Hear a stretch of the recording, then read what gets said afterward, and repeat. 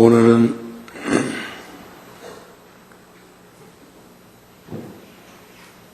모든 중생들이 부처님의 마음을 알지 못하니 어떻게 관찰하면 알 수 있을까 하는 말씀을 중심으로 부처님 말씀 전하겠습니다. 이런 거죠.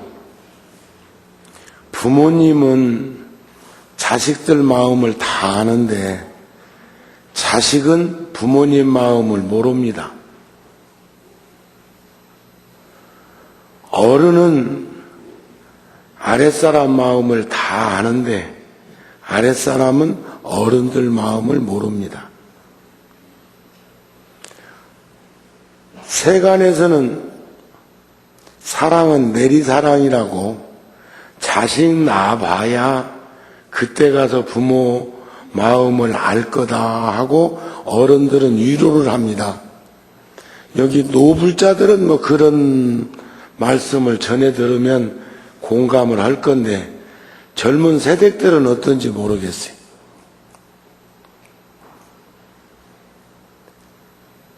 모든 중생들이 열애 부처님의 마음을 알지 못하는 것은 어쩌면 당연한 거겠죠. 부처님과 중생의 차이점이라는 것도 우리는 다양한 방법을 통해서 정리해 보려고 했습니다. 그런데 아주 부처님 말씀을 전해 들어보면 아주 간단한 방법으로 부처님을 알 수가 있고 뵐 수가 있고 간단한 방법으로 부모님의 마음을 알 수가 있고 볼 수가 있는 방법이 있습니다. 불자들아 모든 중생이 진실로 열애에 마음을 알지 못하거니와 만일 관찰하여 알고자 하면 두 가지 인연이 있으니 하나는 눈으로 보는 것이요 둘은 들어서 보는 것이니라.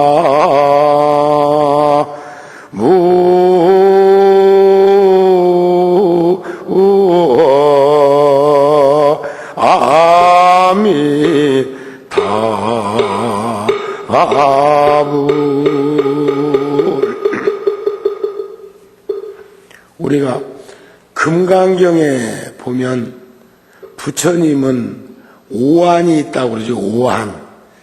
유한, 천한, 해한, 법한, 불한. 유간이라고 하면 우리들이 가지고 있는 눈을 중심으로 해서 전개되는 건데 이 유간을 가지고도 보면 근신이, 원신이, 난신이 또 2.0이니 1.5니 1.2니 0.9니 0.0 그리고도 안 돼서 안경을 쓰고 콘택트 렌즈를 끼고 또 어떤 사람은 근시, 원시, 난시라고 해가지고 저 같은 경우도 이제 노안이 와가지고 그래도 눈이 좋아. 아직도 눈이 좋아서 전 멀쩡하게 그냥 지금 보고 있자니. 그런데 옛날만 못해.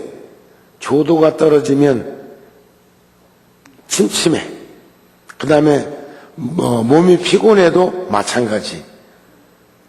그런데 지금도 벌써 먼 거리, 예를 든다면 공연을 보러 갔다든지 객석에서 무대를 바라본다든지 여러분들 입장처럼 지금 다양하게 앉아서 여기 있는 법사를 보려면 안경 끼는 게 편단 말이에요. 조도가 떨어지면 이중으로 보이는 그런 달무리처럼 이렇게 뭔가 하나의 또 물체가 겹쳐서 보이는 것도 느낄 때가 있단 말이죠. 그런데 다행히 안경을 안 끼고도 책은 볼 수 있고 아직 신문은 볼 수가 있습니다. 그러면 이 나이에 뭐 눈 좋은 거죠. 여하튼 간에 나하고 친한 도반 스님 한 분은 통도사 화엄살림에 와서 법문을 하시는데 보니까 똑같은 안경을 2개 가지고 법상에 올라가더라고요. 하나는 대중들을 볼 적에 쓰는 안경, 그 다음에 또 경전을 볼 때는 안경을 바꾸치기 하더라고요. 어떤 분은 보니까 안경에다 뭘 하나 더 걸어서 돋보기를 하나 더 위에다 올려놨다가 책을 볼 때는 내리는 분도 있고, 어떤 분은 내렸다가 도로 올리고 사물을 보는 분도 있고. 그런데 저는 아직까지 크게 어려움 없이 사는 거 보면 그래도 유관이 아직까지도 밝구나 하는 생각은 가지고 있습니다. 그런데 거기에 천안이나 해안이나 법안이나 불안 초조가 아니고 깨달음의 눈, 부처님 눈을 말하지요. 법안은 이치의 눈, 해안은 지혜의 눈. 지혜의 눈이라고 하는 것은 이 인식기관으로 보고 듣고 느끼는 것이 아니라, 그 다음에 천안은 하늘의 눈, 천상 인간들의 그 눈을 오안이라고 유관까지 치는데, 그 다양한 눈을 부처님은 다 갖고 계시는데 우리는 유관 가지고도 여의치 않으니 그 나머지 눈을 어느 정도 가지고 있을까?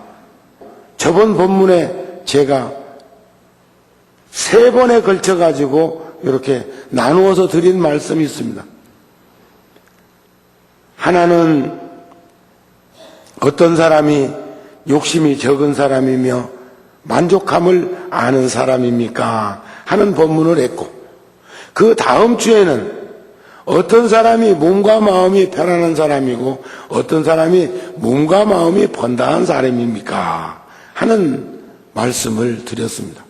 몸은 편안한데 마음이 번다한 사람도 있고, 마음은 편안한데 또 몸이 번다한 사람도 있는데, 대관절 어떤 사람이 어떤 사람처럼 우리가 살아야 하는 것입니까? 몸도 마음도 편안한 사람은 바로 불보살림이다, 이런 말씀을 했고, 저번 본문에서는 정진이란 무엇이냐? 정진이란 몸으로 짓는 정진과 마음으로 짓는 정진이 있는데, 몸으로 짓는 정진이란 바로 몸으로 짓는 업을 밝히는 것이요, 깨끗이 하는 것이요, 마음으로 짓는 정진이란 바로 마음으로 헤아리는 탐짐치 삼독을 밝히는 것이 바로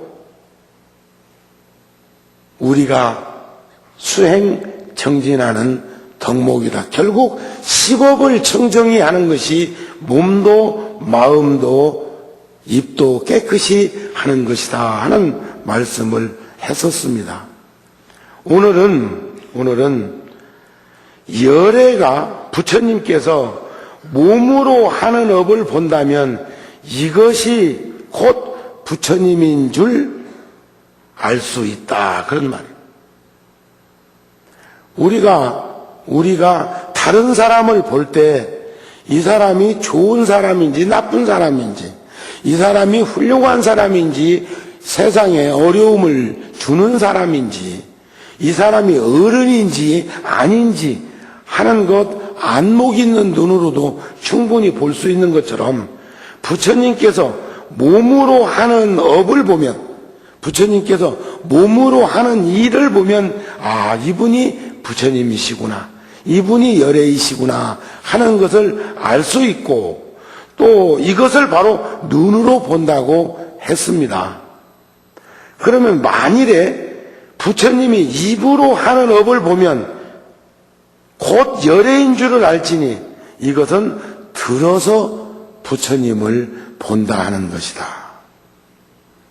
자, 예를 든다면 열애의 거룩한 모습은 눈으로 보는 것이고 열애의 미묘한 음성은 들어서 보는 것이다.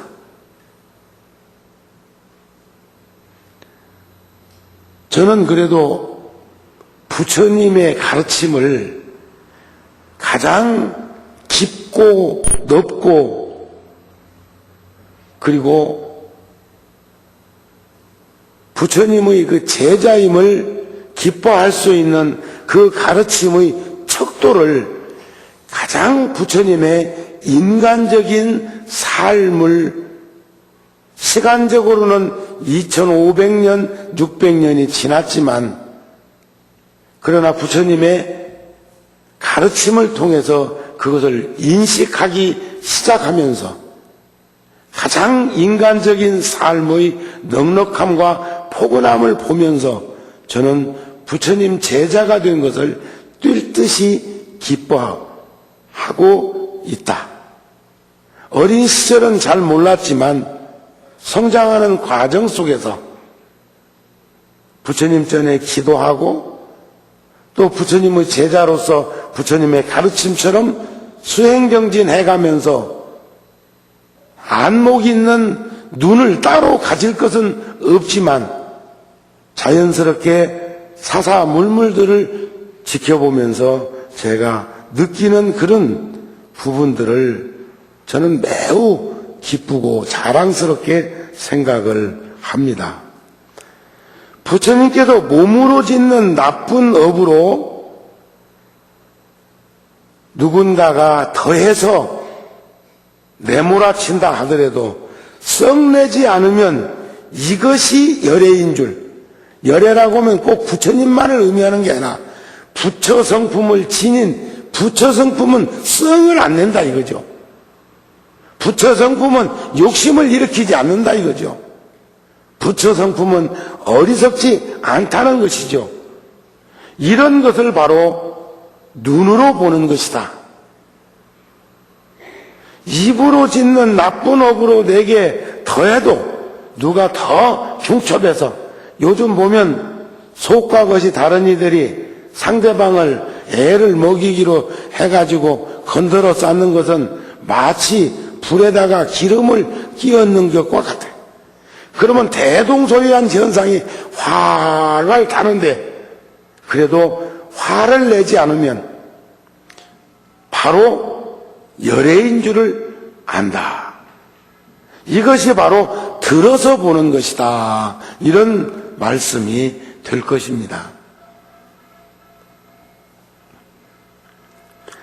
보는 것이나 듣는 것이 무엇이 다르려오만 능엄경에 보면 이근원통이라고 그래서 인식기관인 육근 가운데 듣는 것으로 통해 가지고 하나씩 하나씩 풀어져가는 그런 내용들을 많이 말씀을 합니다. 그러나 여기서 이 두 가지 보고 알 수 있는 방법과 들어서 알 수 있는 방법, 이 두 가지를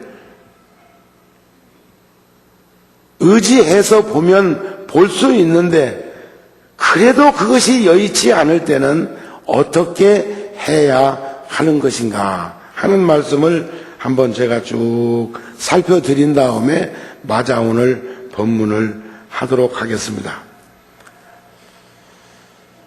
풀자들아 열매를 두 가지 사람에게 비유한 것은 진실로 알기 어려우니라. 알기 어려우므로 나는 말하기를 함께 있어야 한다고 하였느니라.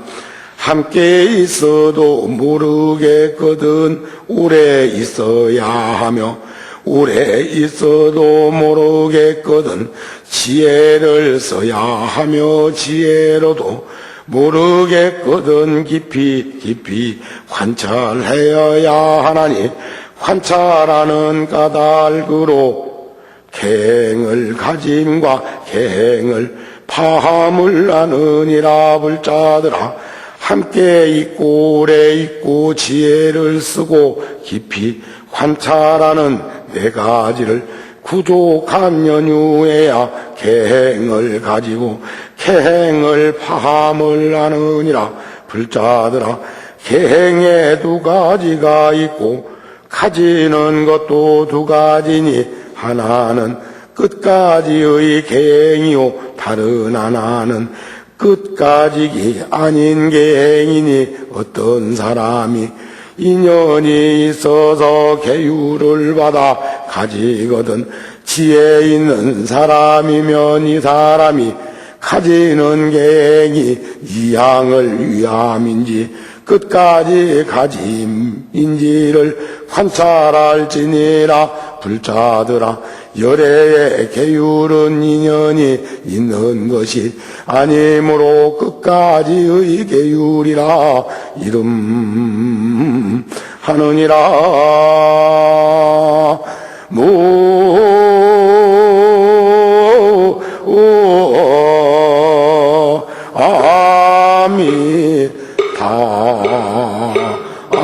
아미타불.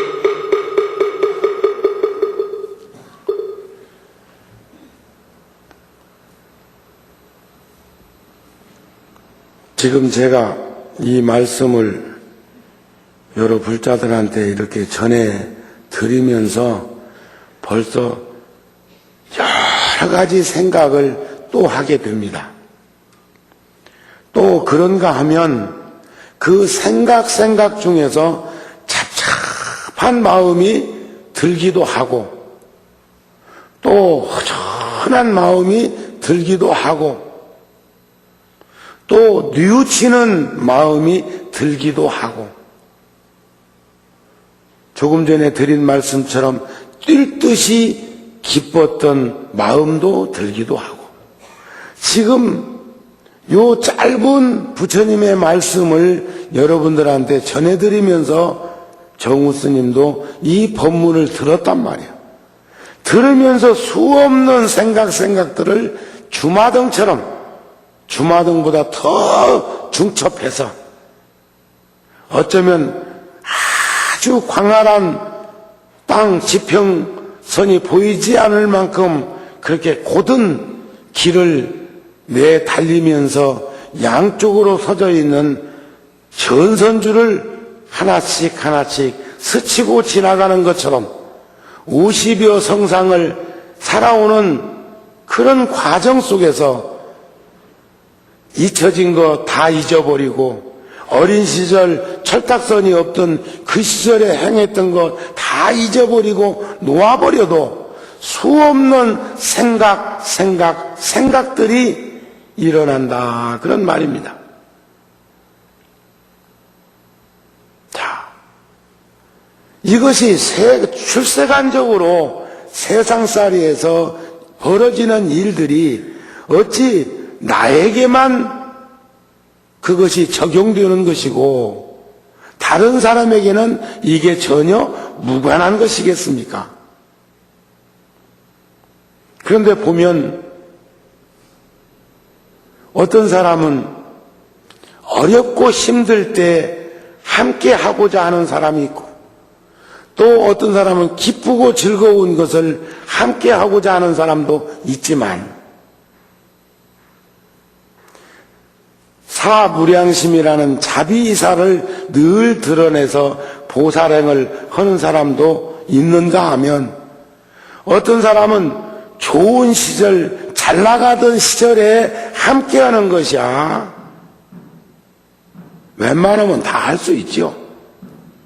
하지만 어렵고 힘들 때 함께하고 평소에 평상심으로 늘 좋은 관계를 유지하고 도반으로서 서로 탁마할 수 있는 그러한 인연을 맺어가면서 살기란 여간 어렵지 않은 걸 봅니다. 저는 어린 시절부터 수첩을 가지지 않고 살면서 그것이 당연한 것처럼 생각을 했는데 어느 날부터인가 그래, 수첩 안 가지고 살기를 잘했다. 왜냐하면 세상에서 가장 불쌍한 사람이 누구냐 하면 상대방 수첩에서 삭제되는 사람이라는 거예요. 상대방 수첩에서, 상대방 전화번호부에서 삭제되는 사람. 그냥 잊어버리면 잊어버렸지. 차라리 삭제는 나는 안 하니까 나는 그래도 다행이구나. 그렇게 스스로 위로를 해본 적이 있어. 이걸 바꿔 말하면 누구에게 나는 삭제되어가는 사람인가? 나는 혹 누구에게 삭제되어진 인생을 살고 있지나 않는가 하는 생각을 가지게 되는 시절이 있더라는 거예요. 그런데 요즘 생각을 다시 해봅니다. 인생은 끊임없이 정리해가는 것. 정리한다는 것은 결국 버리는 거죠. 부처님과 중생의 차이점. 중생은 삼독과 오욕락을 취하려고 하고, 부처님은 탐짐치 삼독과 재생식명수 오욕락이 부질없는 것을 아시고 버리는 거죠. 우리들 경계로 보니까 버리는 거지만 버리고 말고 할 것도 없습니다.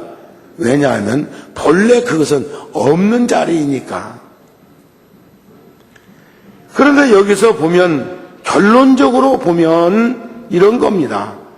너는 인생을 이양을 위해서 사느냐, 아니면 가치 있는 삶을 가지기 위해서 사느냐. 현대적 언어로 표현하면 먹기 위해서 사느냐, 살기 위해서 먹느냐. 참 오래간만에 떠올리는 단어입니다. 여러분들은 어떻습니까?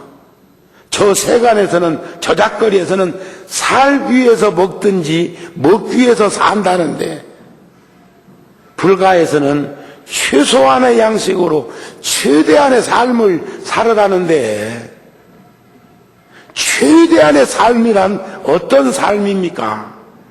그 인생은 이양거리를 위해서 사는 인생이 아니라 끝까지 가짐을 가지기 위해서 불성을 놓치지 않고 내 마음을 가지면서 언제 어느 때 어느 곳에 있든지 간에 한결같은 마음으로 여여하게 살아갈 수 있는 그러한 삶을 살기 위해서 우리는 최소한의 양식이 필요한 것입니다. 먹는 양식만 최소한 필요한 것이 아니라, 제가 오늘 여러분들에게 법문을 전하기 위해서 준비하는데 저에게 누군가 엽서를 하나 보냈는데 그 엽서에 그분의 시가 이렇게 적혀 있었어.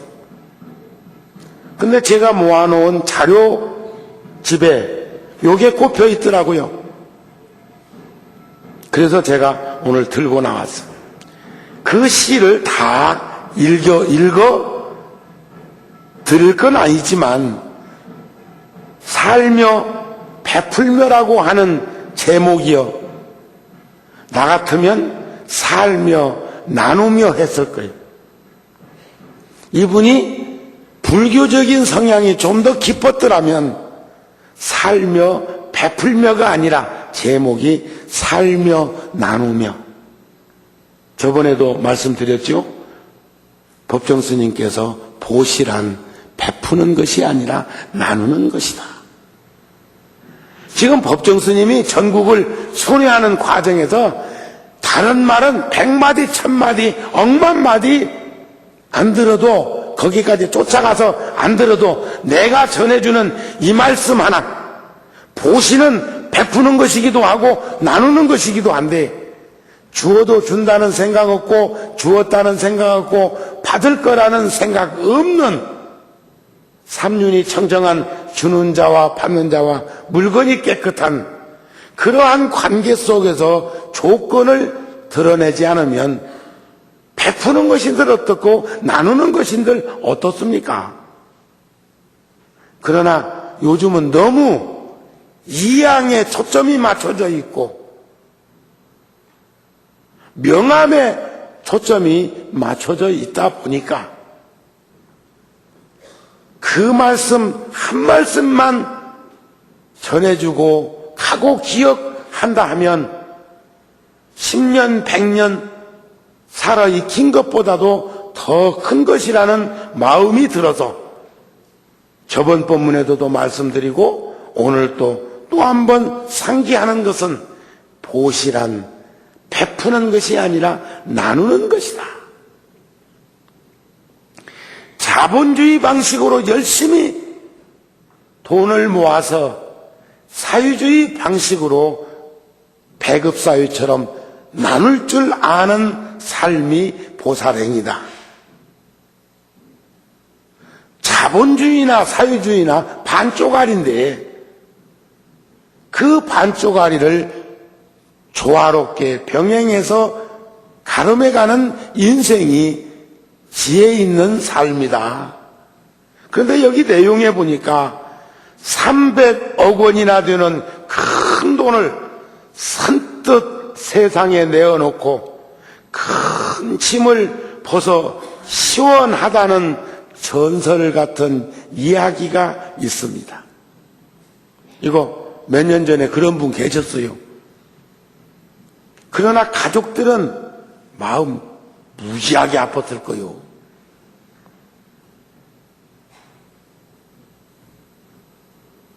내가 나무종교 얘기도 안 됐지만 북아현동에 지금도 연탄아궁에다가 불을 지피면서 사셨던 노 부부가 직업은 동네 작은 의원을 운영하면서 평생을 의사선생님으로 사셨던 분인데 만년에 당신이 사시던 그 집까지 모 교단에다가 싹 다 헌납을 하고 가셨습니다. 그래서 그분을 텔레비전에서 조명을 하는데 자식의 인터뷰가 있었어요. 난 그 자식의 솔직한 심정에 가슴 떨릴 만큼 고마웠습니다. 아버님이 평생 동안 모은 재산을 천주교 교단에 내놓은 것은 잘하신 일이지만 나도 인간이라 자식 입장에서 볼 때는 너무 심하신 것 같다. 이런 논지에서 얼마나 솔직해. 그 부모가 그 종교를 믿었으면 정령코 그 자식도 귀 있게 했을 건데 그러나 너무 많은 과다한 걸 그렇게 내놓은 부분에 대해서는 일말에 기쁘기도 하고 일말에 허전하기도 하고 초라해지기도 하고 속상하기도 하고 지금 오늘 제가 이렇게 이 경전을 읽을 때 많은 생각들이 들었습니다. 제가 켄트 케이스라고 하는 이의 그래도라는 글에서 따왔습니다. 그래도. 내 아는 스님이 시 쓰는 스님이 있는데 돌아갈 귀자 길로자 귀로라는 시를 썼는데 귀로라는 시를 썼는데 70년대 그 스님의 시를 봤으니까 근 30년 전에 시집을 그 스님이 나에게 보내준 시집 가운데 딱 그 스님의 시가 하나 생각나는 게 있어. 귀로 갈 때처럼 옵니다. 올 때처럼 갑니다. 한 자씩 한 줄에 한 자씩 써가지고 그런데 그 시가 오랫도록 기억에 남는 것 보면 명시요. 그 스님 시가 좋은 시가 참 많은데 딱 귀로 갈 때처럼 옵니다. 올 때처럼 갑니다. 좋잖아요. 여러분들도 안 잃어버리겠지? 예? 자, 여러분들이 절에 올 때처럼 가시고 집에 갈 때처럼 오세요. 예? 기쁜 마음으로 오시고 즐거운 마음을 가지고 가세요. 안 가면 불안하고 갔다 오면 허전한 인생살이는 우리 사지 맙시다. 아편쟁이는 되지 맙시다. 그런데 거기에도 그래도 딱딱 한 자씩 써가지고 단락을 잡아놓고 뭐라겠느냐. 당신이 착한 일을 하면 사람들은 다른 속셈이 있을 거라고 의심할 것이다. 그래도 착한 일은 해라. 그래도 착한 일은 하라는 거예요. 착한 일을 하면 다른 속셈이 있을 거라고 사람들이 의심할지언정 그래도 착한 일은 하라는 거예요. 착한 일은 말이 아니라 행동이다. 마음을 주고 손길을 주고 발길을 내닫는 것이다. 착한 일을 하고 살기가 갈수록 어려워지는 세상이다. 그래도 누군가는 해야 합니다. 그 누군가가 내가 되면 얼마나 좋겠습니까? 그래서 이것은 얼마나 힘들고 어려운 일이 이번에 생겼는가는 현장을 목격하지 않고 그러한 어려운 일을 당해보지 않은 사람은 모른다. 우리 구룡사가 처음 절이 생길 때 국내외로 많은 불자들이 만부처님 동참을 하셨습니다. 외국에서도 울릉도에서도 저기 진도, 완도, 흑산도 저 남해에 있는 섬에서도 무주 구천동에서도 어찌 아셨는지 전국 각지에서 그분들이 구룡사 댕길 일 없습니다. 다만 만불전을 지어서 도시에다 포교당 세워서 부처님 말씀 전한다는 그 깊은 뜻에 동참했을 뿐입니다. 지금 구룡사에서는 매월 나오는 잡지를 구룡사 가까이 사는 이에게는 오든지 안 오든지 안 보냅니다. 구룡사 가까이 강남, 서초, 송파, 관악 요런 데 사는 분들이 오래간만에 오시는 분도 있습니다. 근데 그분이 섭섭한 감정을 뭘로 드러낸 줄 압니까? 안 온다고 잡지도 안 보냈디다 그래. 안 온다고 잡지도 안 보내더라. 그러면 잡지 안 보낸 지가 거의 10년 가까이 된다는 얘기요. 왜냐하면 독자가 늘어나면서부터 15,000권씩 책을 찍으면서부터 가까이에 있는 이들은 가져갈 수 있는 환경을 만들어주고 멀리에 사는 얘기는 보내자. 다시 말씀하면 미국이나 저 아프리카까지도 주소만 확보되면 우리 잡지를 보내지만 그분들이 온다 안 온다는 것은 중요하지 않습니다. 어쩌면 더 오지 않고 있기 때문에 못 오는 환경에 살고 있기 때문에 우리가 거기까지 우편으로나마 마음을 살펴서 관심을 표해야 된다는 겁니다. 만일에 그런 잡지나 달력이나 등등을 이양거리로 그렇게 하는 것이었다면 그것은 결코 바람직한 일은 아닙니다. 우리 그동안 늘 공부하면서 공부를 해보면 전문적인 수로가 많이 나오죠.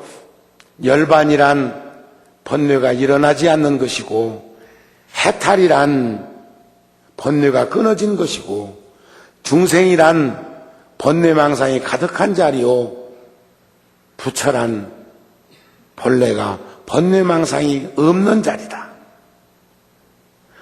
그러나 이런 것들을 명쾌하게 정확한 용어를, 언어를 구사해서 설명할 수는 없습니다. 그러나 열반이 되었던, 해탈이 되었던, 삶이 되었던, 인생이 되었던, 부처가 되었던, 죽음이 되었던, 행복이 되었던, 불행이 되었던, 그것은 자기 스스로 깨달을 수 있고 깨달아 가야 하는 것이라고 했습니다. 진리는 진실한 것입니다. 정직한 것입니다. 그래서 청정도론에 보면 고통은 존재하지만 고통받는 사람은 존재하지 않는다. 지옥의 고통과 괴로움은 존재하지만 그 지옥에서 겪는 고통과 괴로움은 받지 않을 수 있는 거죠. 고통받는 사람은 존재하지 않을 수 있다는 겁니다. 제가 불자들한테 과거와 미래를 상기시킬 때 쓰는 말씀이 있습니다. 욕지 전생사인된 금생의 수자시오, 욕지 내생사인된 금생의 작자시라. 우리는 급급한 현실에만 매여서 아지랭이 잡는 인생을 살고 있다는 겁니다. 봄 찾아 이산저산 헤매이다가 지친 몸 이끌고 집에 돌아오니까 뜰 앞에 매화나무에 봄이 척 피어 있는 것을, 저 집에 매화꽃 핀 것이 봄인 것을 아지랭이 쫓아서 이산저산으로 봄 찾아서 헤매는 그런 인생들을 우리는 너무 어처구니 없이 겪고 있다는 겁니다. 고통은 존재하지만, 업이 지중한 자에게는 고통과 괴로움은 존재하지만 전생에 내가 어떻게 살았느냐에 따라서 금생에 내 모습이 드러나는 것이고, 지금 현재 내가 살고 있는 모습이 다음 생에 어떤 모습을 가지게 될 것인가는 확연하다는 겁니다. 그래서 우리는 고통받는 사람은 존재하지 않는 이치를 깊게 인식할 수 있었으면 하는 겁니다. 열반은 존재합니다. 그러나 그것을 추구하는 사람은 존재하지 않습니다. 왜냐하면 그 자리는 청정무구한 자리, 다만 내가 알지 못하고 있을 뿐. 그래서 여기서 보살은 비록 나쁜 중생들의 상해함을 받더라도 썩내지 아니함으로 열애는 끝까지 가지는 계행과 성취한 계행을 지녔다. 끝까지 흔들림 없는 규범 속에서 자유롭게 살 수 있었다 하는 그런 말씀입니다. 이양거리를 구하는 사람은, 이양이라는 것은 이익된 바, 자기 좋은 바를 쫓아서 사는 겁니다. 물질적이고 형상적이고 유형적인 세속의 잣대로 가름되는 그런 내용들입니다. 어쩌면 100일 기도하는 사람도 기도 딱 끝난 다음에 그걸로 종결 짓는, 어떤 분은 구룡사에서 보면 기도 시간에 108대참하는 시간에 나와 있는 사람이 있어. 오기는 왔는데 찻집에서 차 마시고 있는 사람이 있어. 오기는 왔는데. 그러면 제가 묻습니다. 왜냐하면 그가 아직 젊기 때문에 절할 수 있는 육신을 가졌다고 보는 겁니다. 그랬더니 하시는 말씀이 일치생이 없는데요, 뭐.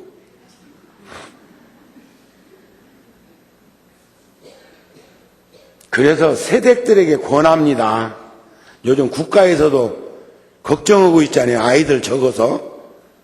불과 30년, 40년 전에 우리 어린 시절에 평균 6명씩 낳던 집이 40년 후에 그 다음 세대가 한두 명도 안 낳는 집이 있다 하니 국가의 존의가 걱정된다는 말들을 하고 있습니다. 나는 그것보다 더 걱정이 뭐냐면 자식이 많으면 입시 기도 때문이라도 절에 댕길 건데 그게 더 걱정입니다.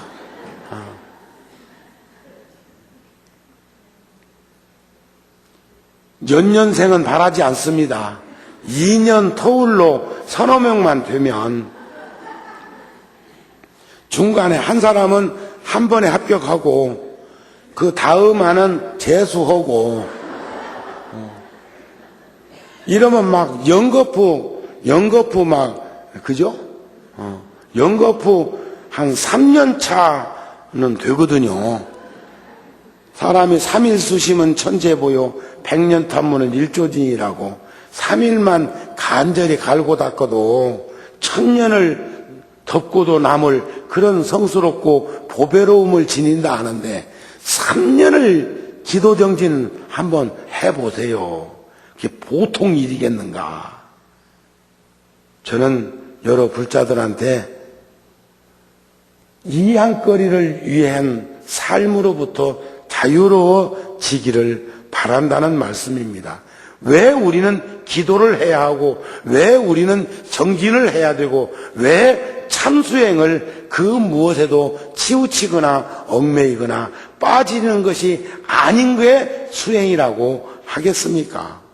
그것은 바로 흔들림 없는 평상심으로 살아갈 수 있는 것이 기도요, 정진요, 수행이기 때문에 그렇습니다.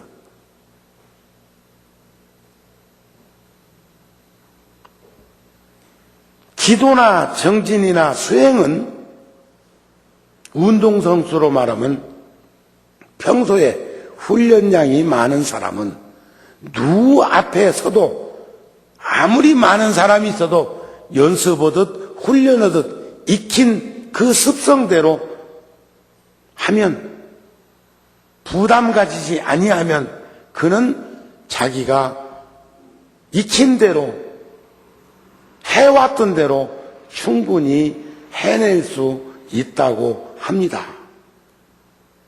마음의 안정을 유지하는 것은 매우 중요한 것인데 그 마음의 안정을 유지하고 흔들림 없는 평상심으로 살아갈 수 있는 방법은 기도하는 수밖에 없습니다. 정진하는 수밖에 없습니다. 참선이라고 하는 수행하는 수밖에 없습니다. 우리 기도, 정진, 수행은 다양한 방법이 있습니다. 그런 힘은 원하는 바에 대한 확신과 보이지 않는 것에 대한 신념을 지니게 해서 백척간도에서도 진일보할 수 있는 지혜와 힘과 용기를 가지게 한다는 겁니다. 바로 그런 사람이 여기서 지금 말씀하는 것처럼 알기 어려운 일을 알기 위해서는 많이 보아야 하고 많이 들어야 하겠는데 보는 눈은 안목 있는 눈이요 듣는 귀는 열린 귀로 들어야 합니다. 그런 게 여의치 아니할 때는 함께 있어야 하고, 함께 있어도 모르겠거든 오래 있어야 하고, 오래 있어도 모르겠거든 지혜를 드러내야 하고, 지혜로도 모르겠거든 깊이 깊이 내관 사유에서 선정산매로 관찰해야 한다. 관찰하는 까닭으로 그 사람이 열애인지, 그 사람이 중생인지, 그 사람이 어른인지, 그 사람이 불자인지를 알 수 있다는 거예요. 천년 만년 바라봐도 안경 자체는 뭘 못 봅니다. 우리가 안경을 써야 안경도 거들어주는 거지. 천년 만년 이 컵에 담겨져 있는 이 물을 내가 먹어야 물맛을 알고, 내가 먹어줄 때 이 컵이 물을 담겨져 있는 그런 가치가 드러날 수 있는 것을 우리들 스스로 볼 수 있었으면 합니다. 그래서 우리는 여한 없는 인생을 살아가기 위해서는 규범 속에서 살아야 합니다. 부처님의 말씀하신 가르침을 의지해서 살아야 합니다. 부처님의 말씀을 의지한 자가 그 부처님의 가르침에 늘 마음을 드러내고, 늘 그 부처님의 가르침을 생각하고, 부처님의 그 가르침을 말할 수 있는 그러한 삶을 살아갈 수 있도록 우리는 해야 된다는 것입니다. 평상심이라는 것이 얼마나 중요한 것이고, 평상심으로 살기가 얼마나 복된 것인가는 요즘 사회적으로, 경제적으로, 정치적으로, 문화적으로 막 어려움을 겪고 있는, 점점점 증폭해 가면서 어려움이 드러나고 있는 현실을 지켜보면 우리는 충분히 인식하게 될 것입니다. 부처님께서도 뿌리 깊은 나무는 뽑기가 어렵지만 뿌리가 얇은 나무는 흔들리기가 쉽고, 흔들림 속에서 움직이는 나무는 결국 쓰러지게 되어 있습니다. 번뇌망상이 얕게 박혔다면, 신심과 원력이 깊이 박혔다면 그 사람은 태산줄령 같은 삶을 살게 될 것입니다. 가문사지 옆에가 그 기림사가 있는데 참 명찰입니다. 야지 명찰이야. 바닷가도 멀지 않으면서 산도 깊지 않은데도 그렇게 좋은 도량인데, 그 엄청난 아람들이 나무가 뽑혔는데 그 나무가 쓰러질 때 법당이고 요사채고 깔고 뭉갰으면 어쩔 뻔 알았습니까?